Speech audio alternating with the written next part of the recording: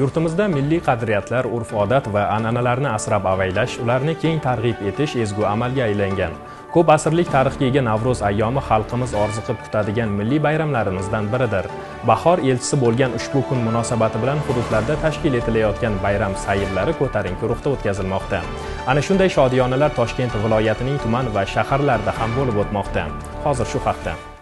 Navro'z bu yangilanish, uyg'onish va inson qalbidagi ezguliklar yana bir bor yuzaga chiqadigan fasldir. Bahor nafasi bilan kirib keladigan ushbu bayram xalqimizni birlashtiruvchi, mehr-oqibat va hamjihatlikni mustahkamlovchi bebaho qadriyat sifatida e'zozlanadi. Yurtimiz bo'ylab o'tkazilayotgan Navro'z sayllari ana shu ezgu g'oyalarning amaliy ifodasiga aylandi. Ohangaron tumanining Shovg'oz qishlog'ida tashkil etilgan bayram sayli ham aholini bir maydonga jamlab, umumxalq bayrami ruhini yanada kuchaytirdi. Men o'ylaymanki, mana shunday bayramlar xalqimizni birinchi navbatda jipslashtiradi.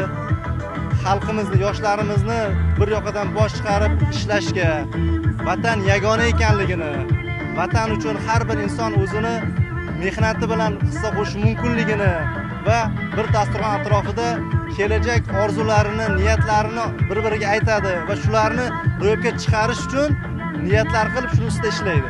Bayramlarimiz ko'p, lekin Navro'zga o'xshagan bizni eng azaliy 1000 yil tarixi bayramlarimiz o'ylaymanki xalqimizni yanada shu milliy qadriyatlarimizni asrashga, ota-bobolarimizni asrashga va yashil makon, ya'ni bugungi kunda ko'cha, nihollar ekishga undaydigan yosharish fasli, mana shunday faslda, mana shunday bahor bayramlari yurtimizga albatta yarashadi. Bayram davomida milliy o'yinlar, xalq og'zaki ijodi namunalari, sho'x kuy-qo'shiqlar barchaga xush kayfiyat ulashdi. Ayniqsa turli yoshdagi insonlarning birgalikda bayramni nishonlashi, o'zaro muloqot va samimiylik muhiti ushbu kunning eng muhim jihatlaridan biri bo'ldi. Bugungi kunda yoshlarimiz o'rtasida milliy urf-odat va an'analarni qo'llab-quvvatlash, jumladan mana yosh kitobxonlarni, mahallalardagi hamda zakovat bilimdonlarini va yoshlarimiz o'rtasida milliy kurash va vatanparvarlik karvoni sifatida bugungi kunda ko'rgazmalar tashkil etildi. Shuningdek, mana shu mahalladagi yoshlarimiz o'rtasida milliy urf-odatlarga aylangan varraklar sayli ham tashkil etildi.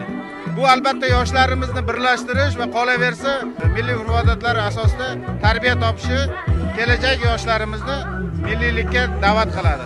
Navro'z sayli doirasida amalga oshirilayotgan ijtimoiy tashabbuslar esa bayram mazmunini yanada boyitib, bag'rikenglik va do'stlik kabi qadriyatlarni keng targ'ib etishga xizmat qilmoqda. Bu jarayonda yoshlar, ijodkorlar va mahalla faollarining ishtiroki jamiyatda birdamlik muhitini mustahkamlashga zamin yaratmoqda. Navro'z bayramlarimiz juda ham mana shu qishloqlarimizdan go'zal, tantanali ravishda o'tmoqda.